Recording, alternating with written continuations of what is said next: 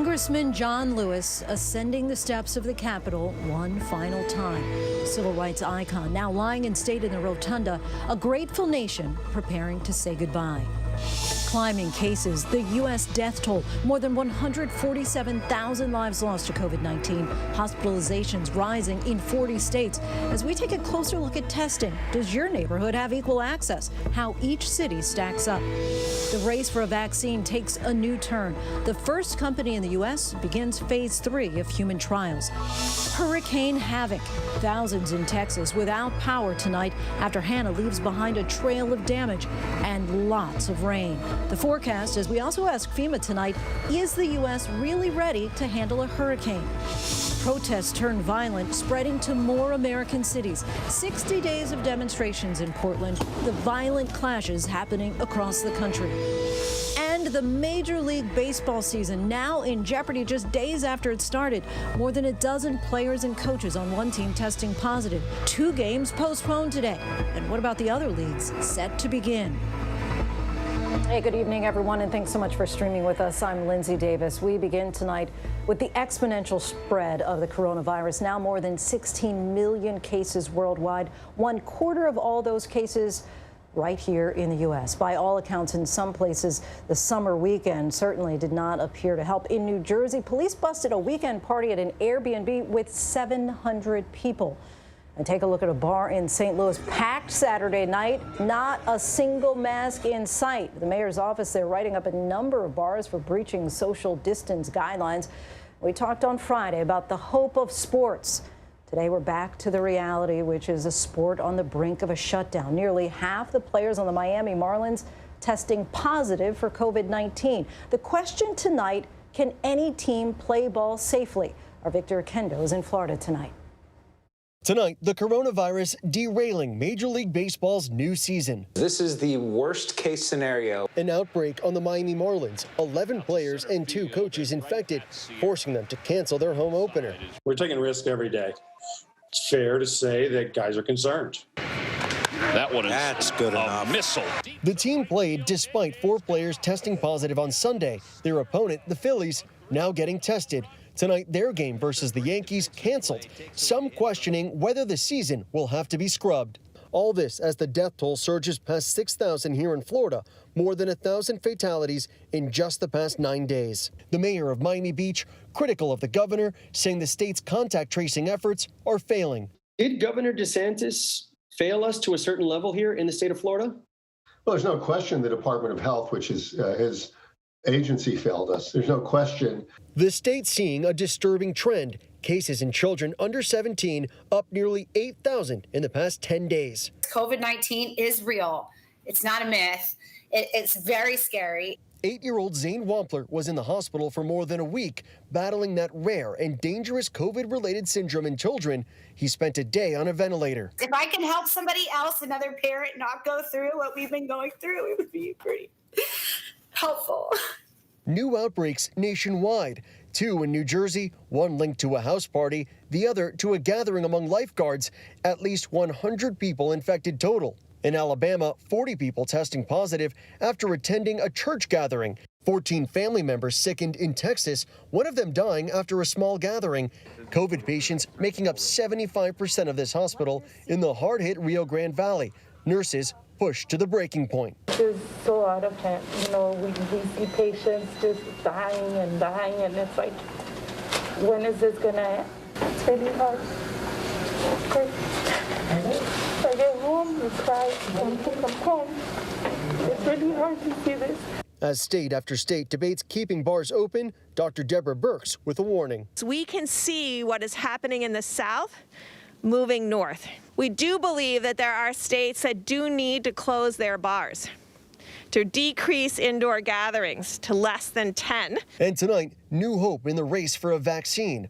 Moderna, the first company in the U.S., kicking off phase 3 vaccine trials, hoping to have it ready by the end of the year or early next year. 30,000 Americans are expected to roll up their sleeves and volunteer. That makes me cautiously optimistic that we may have something here, but it's going to take a few months to determine whether or not we do. Elissa Green, a 66-year-old nurse in Georgia, one of the first to participate. You were not afraid, you weren't nervous, you were just eager to get in there? I was excited. I wasn't nervous. Like I said, there's nothing live in the vaccine. So there's nothing in it that's going to hurt me. People rolling up their sleeves to do what they can to help. Victor Oquendo joins us now. And Victor, you mentioned that letter written by the mayor of Miami Beach to Florida's governor about the state's contact tracing program and also the communication or lack thereof between state and local leaders. Lindsay, the mayor of Miami Beach is fired up here and downright angry. When it comes to contact tracing, he doesn't think there are enough bodies on the ground, and he also thinks that the rollout could have been done much better. He says that the messaging has not been there, and where things stand right now, he does not think that bars or schools should be reopening. Lindsay? Victor Oquendo, thanks so much for your reporting once again. The cleanup is now underway in South Texas after Category 1 Hurricane Hannah came ashore. The storm proved deadly, and many are still without power tonight. And as Rob Marciano explains, our eyes are now on 2 other storm systems that pose a possible threat. Tonight, these terrifying images from inside a maternity hospital as Hannah moved inland. Doctors and nurses pushing people in hospital beds through flooded corridors lined with other patients in Reynosa, Mexico Sunday. At least 4 dead in the country. Hannah surging ashore as a strong Category 1 hurricane Saturday. We're in the eye wall of Hurricane Hannah, which is making landfall right now on the coast of South Texas with 90-mile-per-hour winds.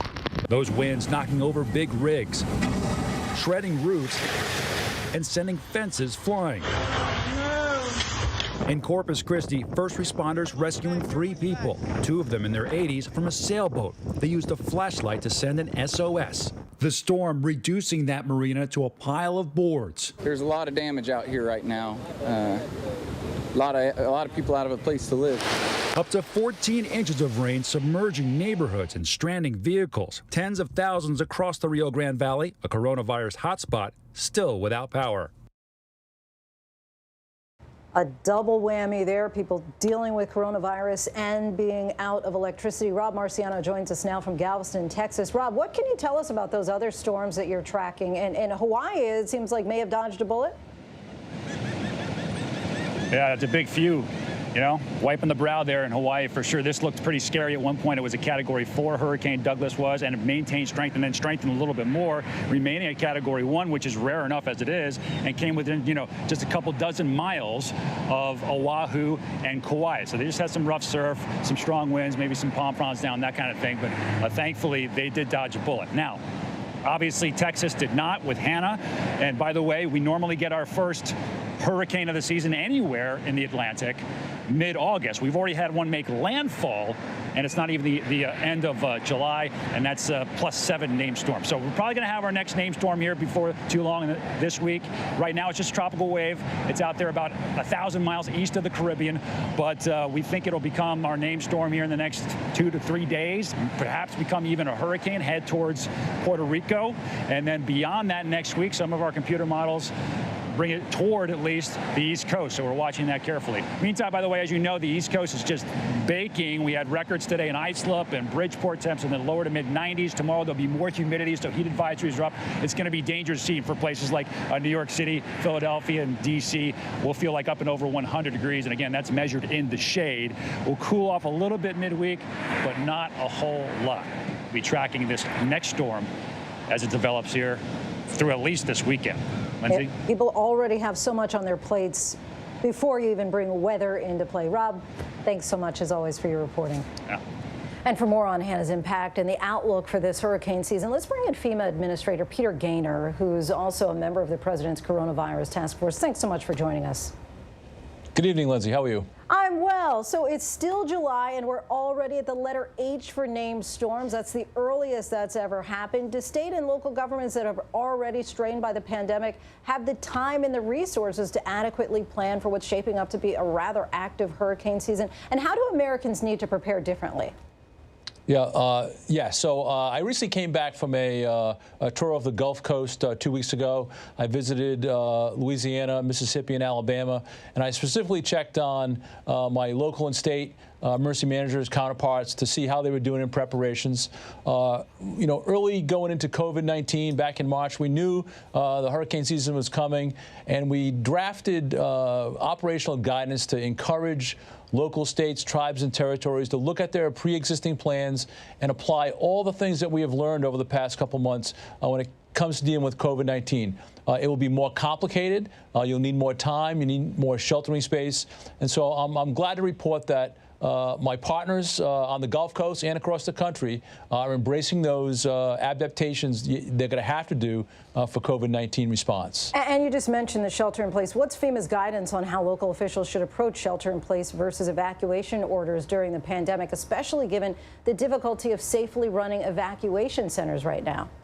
Yep. So I started my career as a local emergency manager and a state director. So all these plans are locally and state written and practiced and exercised. And what we do is try to give them frameworks, best practice, technical assistance on making their plans stronger. And so that has been ongoing. And so I would just encourage anyone who's worried about a hurricane, always listen to your local and state emergency managers. They give the best advice. They know their locality the best. The federal government is in support of them, and should they need something, we're here to support them. But just curious practically what this will look like. If God forbid people are in their homes, they need to leave, and normally they would go to a shelter where they have cots lined up, hundreds at a time sometimes. Yeah. How will that work in a pandemic? Yeah. It's a great question. So obviously with COVID-19, we're going to be unable to do sheltering like we've done in the past, where we jam a lot of people into a high school auditorium or a community center. Again, some of the guidance that CDC has out there today, and what we're encouraging everyone to do is look for alternative measures to do sheltering.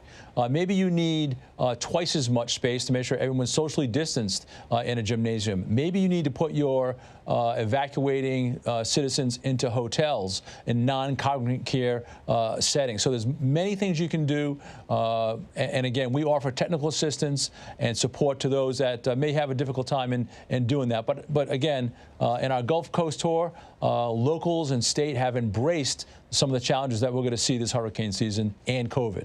And Puerto Rico's Emergency Management Office today told residents to adapt their hurricane plans to factor in the COVID-19 pandemic. So with the island and the potential path of Atlantic storms, how can residents there best prepare when they're still dealing with the trifecta of the pandemic, recent earthquakes, and Hurricane Maria's aftermath? Yeah, so you're going to have to be proactive. And what I encourage is do something today. Take one action today to make your family, your business, your community safer. And it can be easy as downloading the Fema app. It will let you look at what risk you have, where you live. It will connect you to emergency warnings and give you data on making other preparations. But just do one thing today.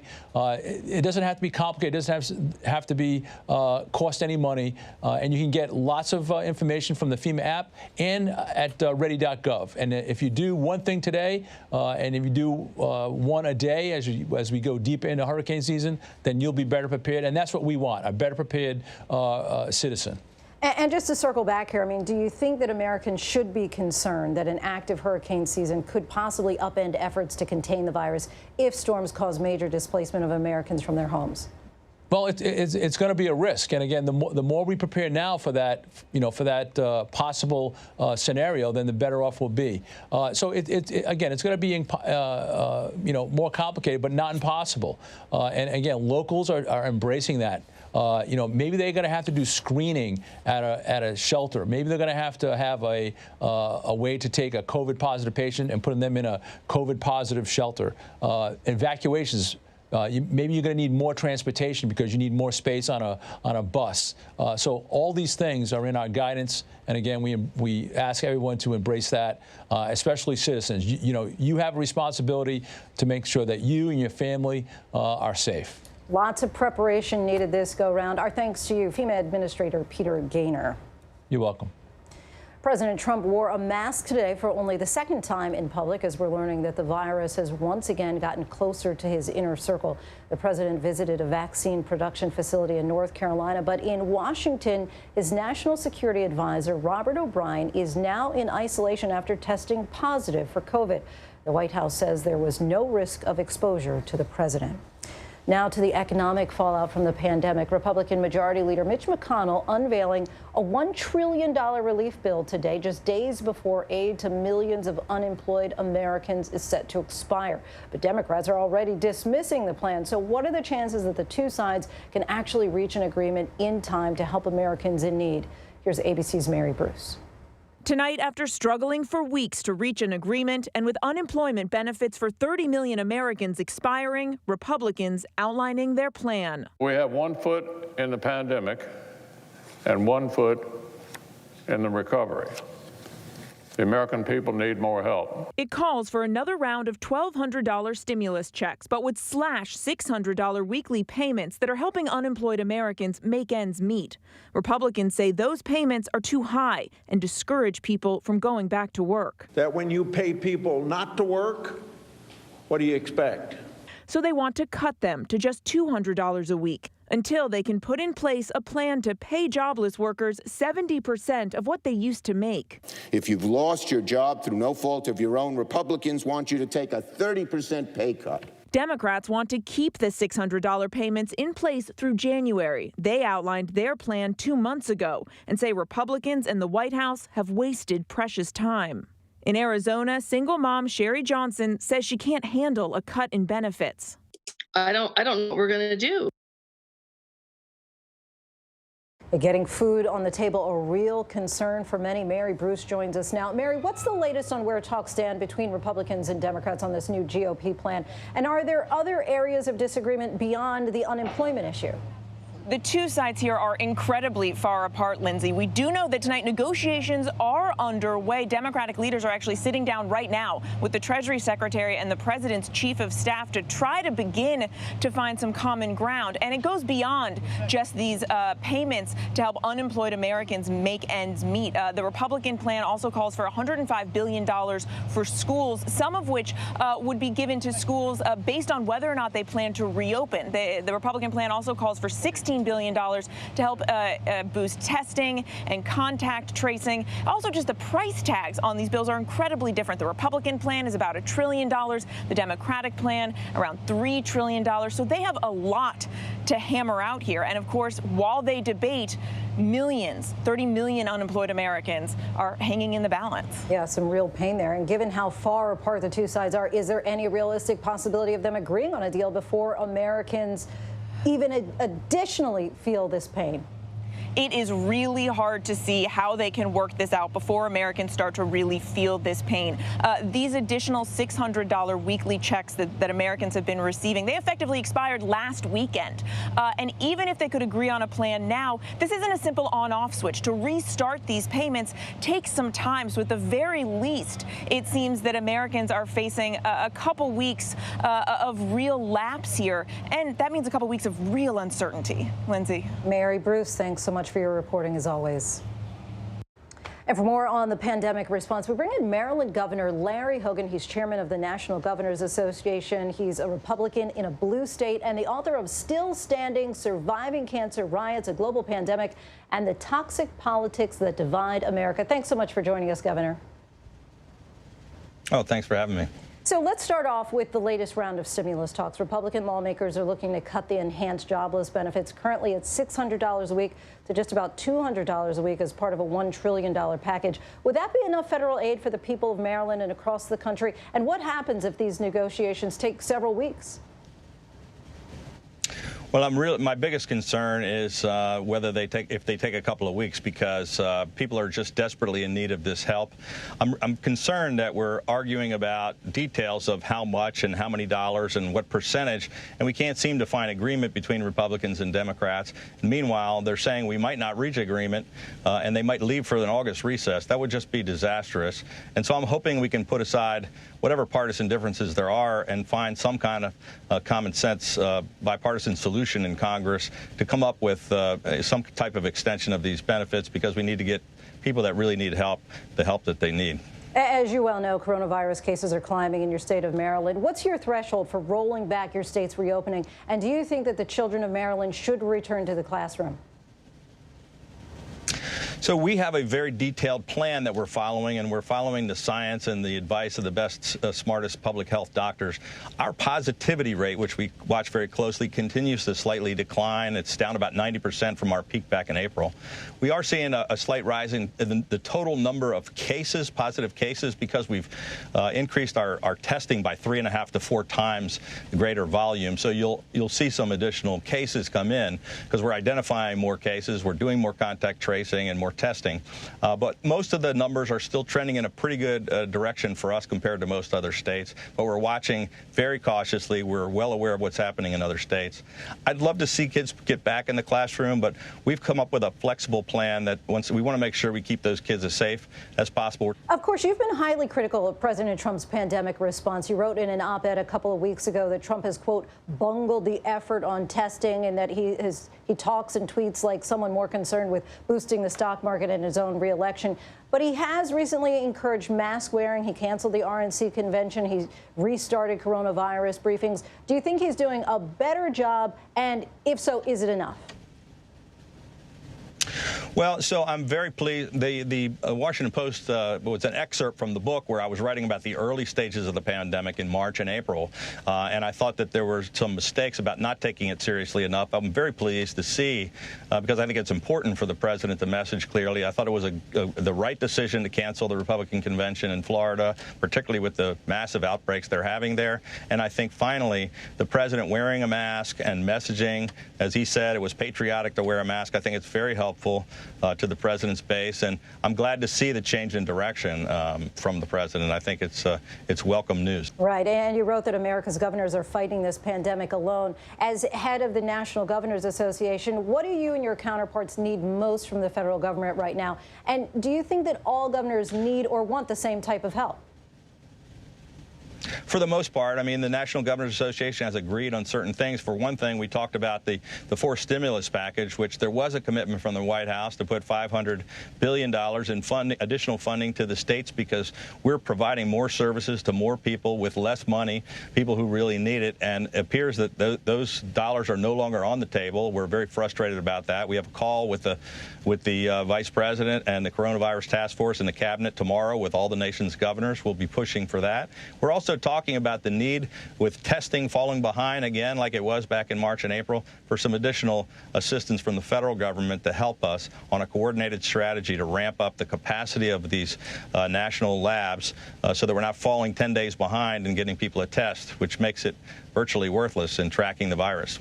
You wrote in your memoir that you considered challenging Trump in the 2020 election, but decided it would be a, quote, suicide mission. You said that you're concerned about the future of the GOP. Do you see your party moving to the right, and will Republicans remain the party of Trump through the 2020 election?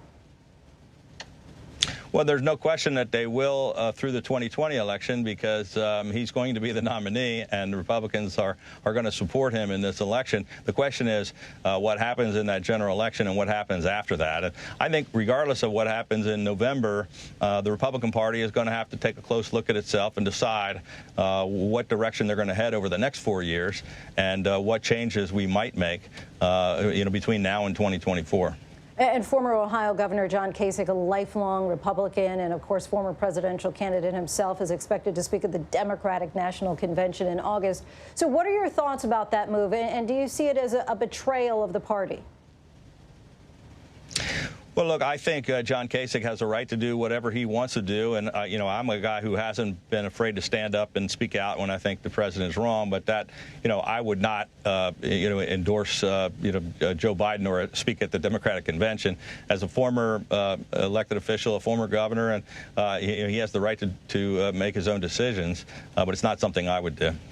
So you've said that you didn't vote for Trump in 2016. You say there's no chance you're going to vote for Biden in 2020. What would Trump have to do between now and November, within the next less than 100 days, in order to win your vote? I'm just really trying to stay focused as the chair of the governors. I got to work with the president and with the governors on both sides of the aisle. And luckily, I get to avoid really partisan politics because I don't have to get involved in the campaign. And like a lot of Americans, I get to go back in that booth and pull the curtain. The president has lost my state by nearly 30 points. My vote's really not going to make a big difference in those electoral votes in Maryland. But I'll have to make that decision like everybody else. Governor, thank you so much for your time. Stay safe. Thank you. Portland, Oregon is bracing for another night of violent clashes as protests over the death of George Floyd have now escalated into confrontations with federal forces sent in to stop them. And now those conflicts are spreading to other cities around the country. Our Kana Whitworth has been on the ground in Portland and files this report. Tonight, anger boiling over in cities across America. The flashpoint, Portland, Oregon. Protests that started 2 months ago over racial injustice now growing violent over federal agents sent in by the Trump administration. I cannot breathe! Demonstrators hurling fireworks at those agents. The forceful response, tear gas and flashbangs. Nightly fires set outside the federal courthouse. President Trump defending his action, tweeting, "We are protecting federal property, including the courthouse, which wouldn't last a day." Police there discovering a stash of ammunition and Molotov cocktails like this one. Tonight, mayors from cities including Seattle, Portland, and Chicago writing a letter to leaders of Congress to block unmarked federal agents from their cities. We will not allow federal troops in our city. All this in the midst of a bloody weekend of demonstrations across the country. In Austin, Texas, protester Garrett Foster killed after speaking with reporters. They don't let us march in the streets anymore, so got to practice some of our rights. Witnesses say a car aggressively accelerated towards a crowd of protesters, including Foster, who was legally carrying an AK-47. The driver allegedly opening fire, shooting and killing him. Initial reports indicate the victim may have been carrying a rifle and approached suspect vehicle. Suspect was in the vehicle and shot at the victim. According to police, the shooter claims Garrett pointed his weapon at the car, but witnesses telling ABC News they never saw him raise his weapon. And in Aurora, Colorado, 2 people hurt, including one shot and wounded when a driver plowed through a crowd. Police saying the injuries occurred when someone opened fire at the vehicle, trying to stop it. And in Seattle, police throwing flashbangs into a crowd of 2,000 plus people. A youth detention center there set on fire. Seattle's mayor says the peaceful protest Sunday shows they can navigate these difficult times without interference from federal authorities. I think Sunday showed that we can navigate these difficult times. I think until we can show more justice in the systems, we will continue to have disquiet on the streets. And Lindsay, I've been speaking with the president of the police union here in Portland, and he told me in his statement that now everyone really sees what's going on here and that finally members of the Black community are speaking out about what he calls the hijacking of the social justice, racial equity message by what he calls white anarchists and their violence. And he adds that he now fears this situation could turn deadly. Lindsay. All right, our thanks to you, Kana. And meanwhile, the celebrations for civil rights icon John Lewis continue. Here is a live look now as he lies in state at the U.S. Capitol. Only the first Black lawmaker to lie in state in the U.S. Capitol Rotunda, as both lawmakers on both sides of the aisle, with the notable exception of President Trump, pay tribute. Pierre Thomas has more. Today, Representative John Lewis came to Washington, his entire legacy fully embraced by the nation and saluted by his peers as the conscience of Congress. He arrived at the nation's capital just 24 hours after that remarkable full-circle moment when his horse-drawn caisson crossed that bridge in Selma, where he and others were beaten by racist state troopers in 1965. But today, moments to be celebrated, riding past the African American Museum that he was instrumental in creating. His hearse stopping at the memorial of his mentor, friend, and civil rights icon, Dr. Martin Luther King, Jr. The motorcade driving near the Supreme Court, where the longtime Georgia Democrat has fought for voting rights. And a moment of silence at the Lincoln Memorial, where he burst onto the national scene at the 1963 March on Washington. We do not want our freedom gradually, but we want to be free now. Wake up, America, wake up. Construction workers, police, and others saluting the man whose impact was so enormous that he brought together Republicans and Democrats today, even in this hyper-partisan Washington. Ready, stop. history only bent toward what's right because people like John paid the price. How fitting it is that in the final days of his life, he summoned the strength to acknowledge the young people peacefully protesting and in the same spirit of that march. Indeed, as he battled cancer in the final days, Lewis making a point to visit the Black Lives Matter Plaza in the nation's capital. Today, the House Speaker letting Lewis give his own eulogy. You must find a way to get in trouble, good trouble, necessary trouble. In that 2014 speech at Emory University, Lewis almost prophetically was urging young people to press onward for freedom for all. There may be some setbacks, some delays, some disappointment, but you must never, ever give up. Lewis, the fiery orator, was often soft-spoken in his personal life, known for being kind, known for showing grace. Sing grace, how sweet the sound. Lindsay, former Vice President Joe Biden was here to pay his respects today, but today the president said he's not coming. Lindsay? Pierre Thomas, our thanks to you. And when we come back, did William and Kate snub Meghan and Harry the last time they met? New details from the explosive new book about the royal family. Messy start. Baseball season just began and games are already being canceled due to the pandemic. Is this the hint of a bigger looming mess as the league struggle to start? But up next, we take a closer look at why some people are getting their COVID test results faster than others. Once again, this crisis eliminating so many disparities in America. Stay with us.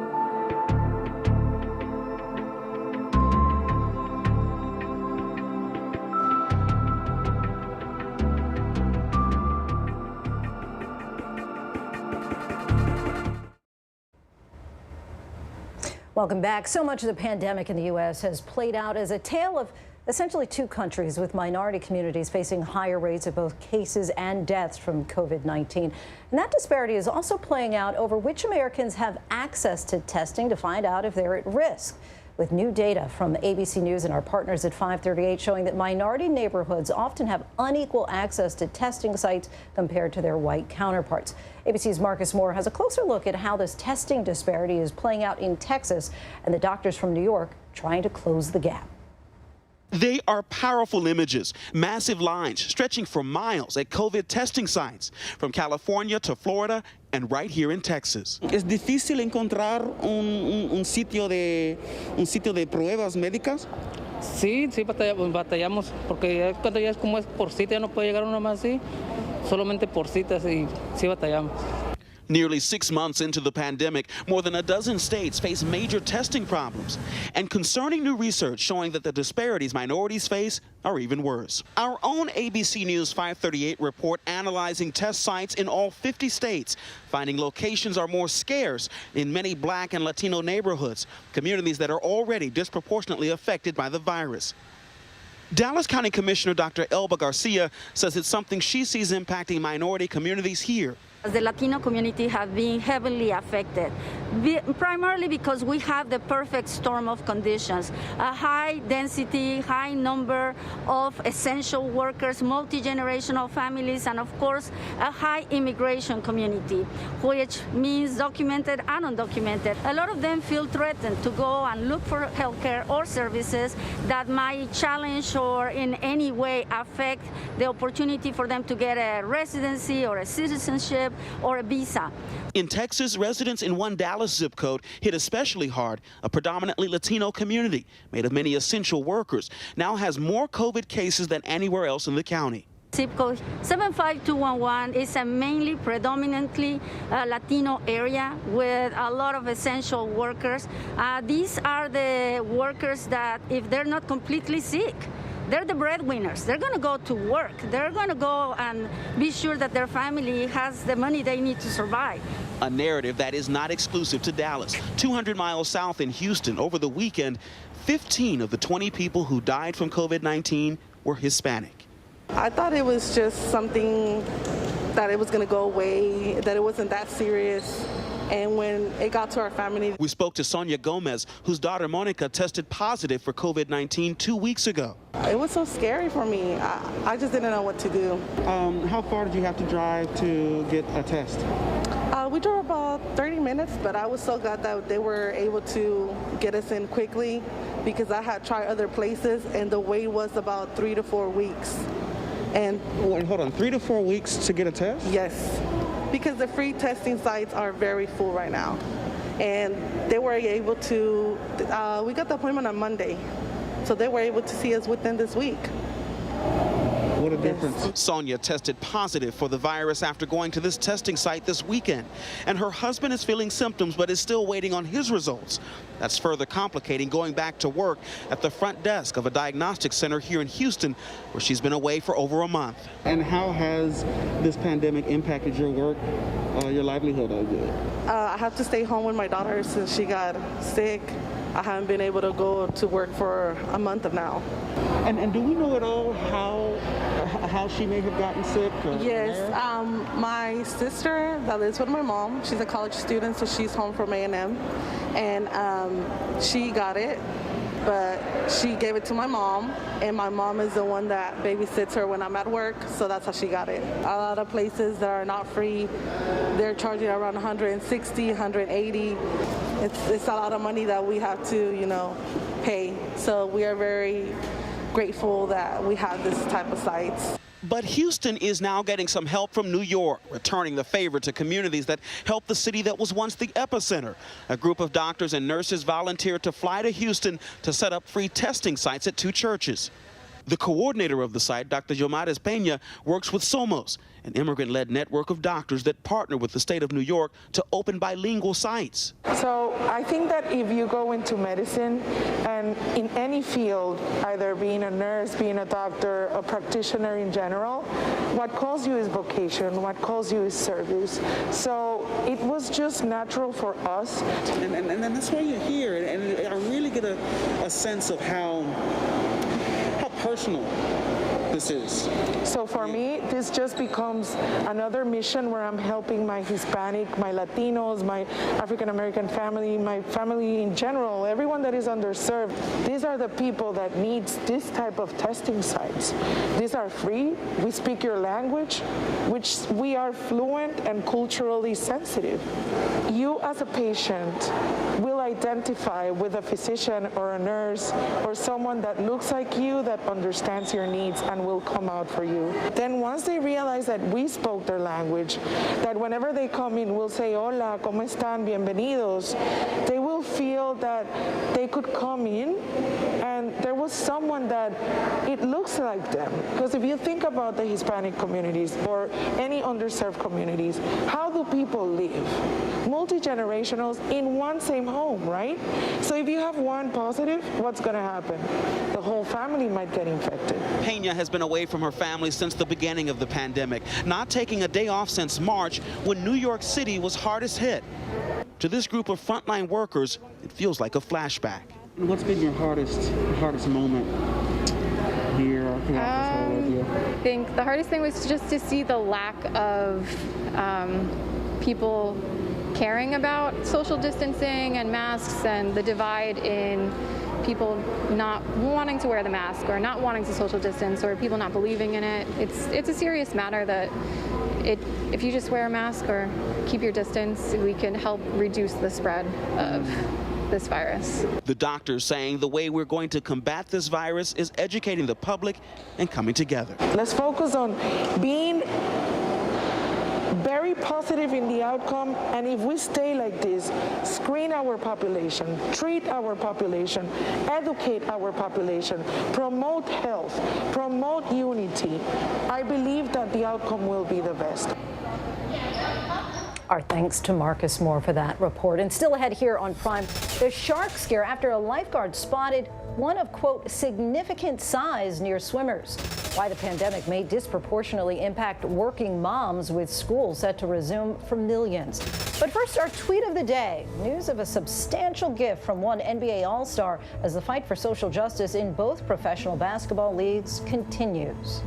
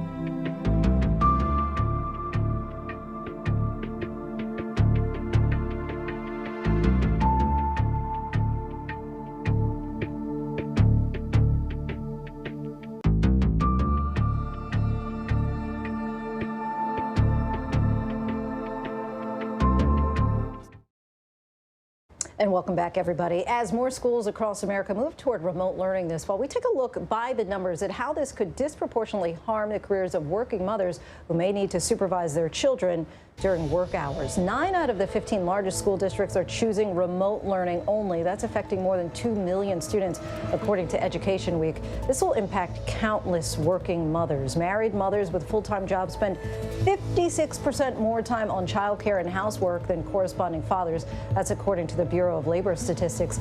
54% of those in homes with 2 full-time working parents say that the mother does more to manage children's schedules and activities compared to 6% who say the father does more of those tasks, according to a 2015 Pew Research survey. 61% of out-of-work mothers with young children listed caretaking as a reason that they were not employed. That's according to a 2014 census survey. And 30% of mothers with young children who work part-time say that caretaking is a reason that they're not working full-time. Mothers are typically paid 71 cents for every dollar paid to fathers. That's according to the National Women's Law Center. And women's unemployment was at 11.7% in June, a percentage point higher than the unemployment rate for men. And we still have lots to get to here on Prime. Why North Korean leader Kim Jong-un was handing out pistols. What Prince William allegedly told Harry about his future wife that left him upset. And remembering a television icon, Regis Philbin, one of the greats. But first, here are some of the trending stories on abcnews.com.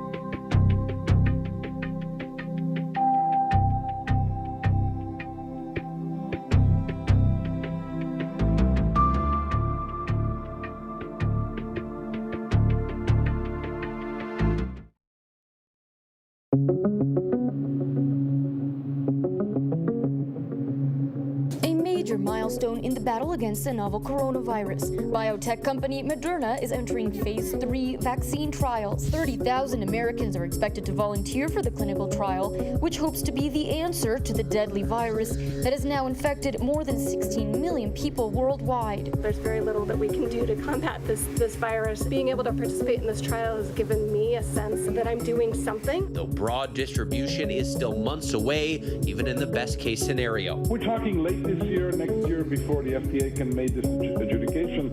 Senate Republicans are introducing their latest economic plan to deal with the coronavirus pandemic. It would provide another round of those popular $1,200 stimulus checks, $105 billion for schools, and $16 billion for testing and contact tracing. It would reduce the weekly supplemental unemployment payment from $600 to $200. House Speaker Nancy Pelosi says she wants to begin negotiations immediately.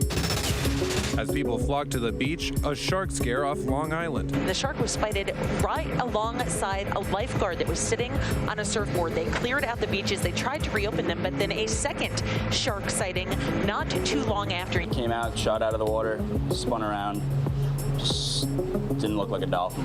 Fin, definitely a shark. Authorities released this photo of a sea ray that washed up with enormous bite marks. Chief Lifeguard Mike Romano. By the shape of the head, the shape of the dorsal fin, and the thickness of the body, he determined it was a bull shark. In North Korea, remembrance for the Korean War. Kim Jong-un handed out commemorative pistols to Army officers, marking the 67th anniversary of the Korean War armistice. The generals posing up close with Kim, pledging their support. A stark contrast from the socially distanced ceremony in South Korea. Over the weekend, the North reported their first case of coronavirus, saying the patient illegally crossed their border. Meanwhile, in South Korea, the U.S. ambassador has decided to shave off his controversial mustache. It's hot. It's monsoon season. In a video posted by the embassy, Harry Harris asked to have his mustache removed, citing the summer heat for his decision. Harris has faced some backlash for his facial hair. Critics argued it resembled the Japanese leaders who occupied the Korean peninsula. First Lady Melania Trump plans to redo the White House Rose Garden, making it more like the original 1960s design from the Kennedy administration. Goals include improving drainage, infrastructure, and access for people with disabilities. The White House says private donations will pay for the renovation. And now to the explosive new tell-all book about the royal family called Finding Freedom. It focuses on the exit of Harry and Meghan from the royal family, as well as the allegations of a rift between Harry and his brother William. Our Ian Pennell has more from London. New allegations about the royal divide between Princes William and Harry. The new book, Finding Freedom, which says it's based on stories from palace insiders and sources close to Harry and Meghan, claiming to shed light on their last few years inside the House of Windsor and what led to the couple standing down as working members of the royal family. For Meghan, already an accomplished biracial American actress, she faced her own difficulties, not just with members of the royal family, but also with the institution themselves. According to excerpts of the book, published in the Times of London this weekend, things started to go downhill between the brothers soon after Harry started dating Meghan Markle. William apparently telling Harry, "Don't feel you need to rush this. Take as much as you need to know this girl." The book claims this enraged his younger brother Harry, thinking William was being a snob, a falling out Harry addressed in last year's ITV documentary, Harry and Meghan, An African Journey. How much of that is true? Stuff happens, but look, we're brothers. We'll always be brothers. The book also talks about Meghan's apparent struggles to settle into her new family. The book placing some of the blame on sister-in-law Kate, who it alleges did little to bridge the divide. But friends of Will and Kate striking back, sources close to the couple telling the Mail on Sunday that the future king and queen had rolled out the red carpet for Meghan. But the book points to frosty relations reaching their peak at Harry and Meghan's final event as working royals at the Commonwealth Service at Westminster Abbey. According to the book, while Harry and Meghan both greeted William and Kate with smiles, the Cambridges showed little response. It's really sad because they grew up together, side by side, supporting each other through the most difficult of times. Our thanks to Ian. And we should also mention that Harry and Meghan have tried to distance themselves from this book, issuing a statement denying any involvement, saying they were not interviewed and did not contribute. And tonight, there are serious questions in the sports world about whether Major League Baseball can go on. Sunday, just minutes before the Miami Marlins were set to take on the Philadelphia Phillies, several Marlins players tested positive for COVID-19. Despite that, the game went on as scheduled in Philadelphia. And today, baseball has confirmed at least 14 members of the Marlins, including 11 players, have tested positive. The Marlins game tonight against the Orioles has been canceled, along with the Phillies' scheduled game against the Yankees. And joining us now is ESPN analyst Jessica Mendoza. Jessica, thanks so much for your time. Absolutely. So it was just last Thursday that we were, many of us, cautiously optimistic, watching baseball return and hoping that it might provide some kind of diversion from this pandemic. So how are you feeling tonight? And should that game yesterday between the Marlins and Phillies have even taken place at all?